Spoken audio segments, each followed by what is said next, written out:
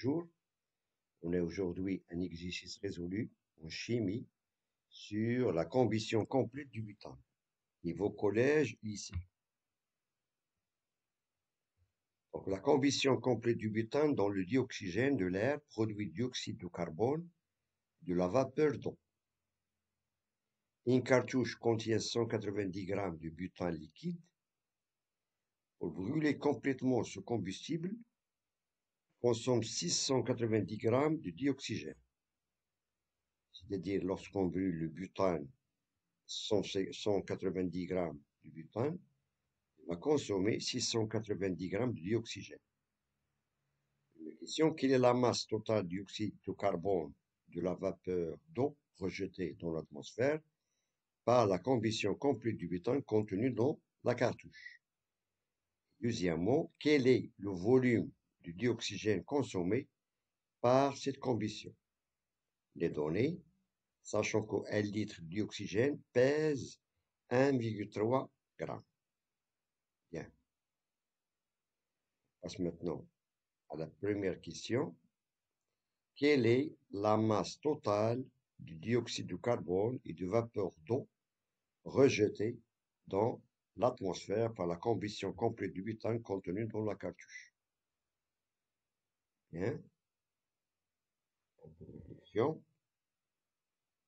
Donc, d'après la loi de conservation de masse, on a vu dans le cours que la masse des réactifs est égale à la masse du produit.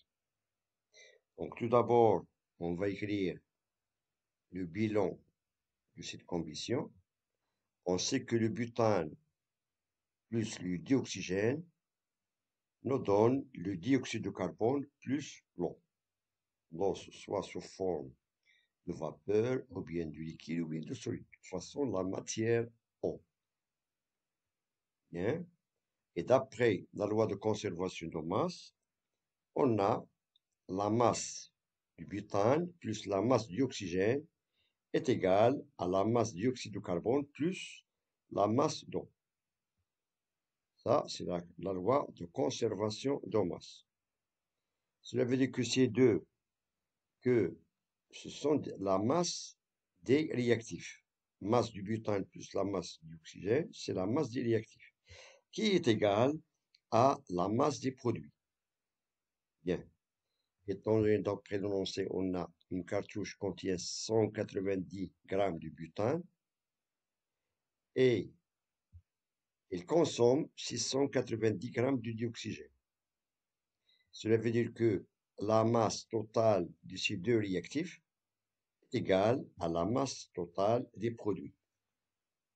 Voilà, on a 190 g plus 690 qui est égal à 880 g. Ça, c'est la réponse de la première question. C'est la masse totale du dioxyde de carbone et de vapeur d'eau rejetée dans l'atmosphère. Bien. On passe maintenant à la deuxième question. Quel est le volume du dioxygène consommé par cette combustion, sachant que 1 litre de dioxygène, il a une masse de 1,3 g. Bien. Réflexion. Donc, le volume du dioxygène consommé, on fait appel à une règle de 3. On a 1 litre de dioxygène à une masse de 1,3 g. Donc, la question bien inconnue, quel est le volume du dioxygène qui a une masse de 690 g, d'après l'énoncé? Étant donné que 190 g, il a consommé 690 g de dioxygène. Donc, on veut déterminer le volume d'oxygène qui a cette masse de 690 g. Donc, comme règle 3, on a le volume du dioxygène est égal à 690 fois 1 divisé par 1,3. Et on trouve que le volume d'oxygène consommé par cette combustion est de valeur à peu près égale à 530,77 litres.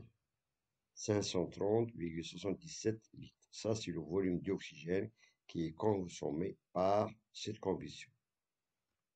Bien. Donc, je vous remercie de votre attention. Bon courage et à très bientôt.